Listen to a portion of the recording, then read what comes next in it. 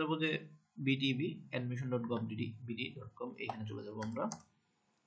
এই ওয়েবসাইটে আমরা চলে গেলাম। bteb.admission.gov.bd, এখানে যাওয়ার পর আমরা দেখবো হচ্ছে প্রতিষ্ঠানের নামের তালিকা যাব। প্রতিষ্ঠানের নামের তালিকা যাওয়ার পর হচ্ছে ডিপ্লোমা ইন ইঞ্জিনিয়ারিং, তারপর এখানে সিলেক্ট প্রোগ্রাম হচ্ছে diploma in engineering gov polytechnic হবে।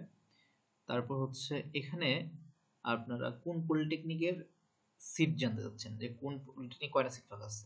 ধরলাম যে আমি জানতে চাচ্ছি যে দিনাজপুর, তো Dinajpur polytechnic institute seat view available seat, এখানে দেখেন অ্যাভেলেবল সিট কিন্তু একটাও নেই, তো সবগুলো সিট এখানে ব্লক হয়ে গেছে, ঠিক আছে।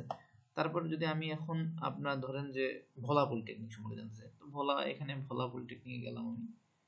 দেখেন ভোলা পলিটেকনিকে কিন্তু এখানে 39টা সিট এখন ফাঁকা আছে ইলেকট্রনিক্সে দ্বিতীয় শিফটে, আর রেফ্রিজারেশন এয়ার কন্ডিশনে 34টা সিট আছে প্রথম শিফটে ফাঁকা, এবং দ্বিতীয় শিফটে আছে আপনার 47টা। তো আপনারা বুঝতেই পারতেছেন যে কিভাবে আপনারা কোনো পলিটেকনিক সিট কয়টা ফাঁকা আছে সেটা আপনারা বের করবেন। তো ধন্যবাদ সবাইকে, ভালো থাকবেন। অবশ্যই আমার চ্যানেলটাকে সাবস্ক্রাইব, লাইক, কমেন্ট, শেয়ার করবেন।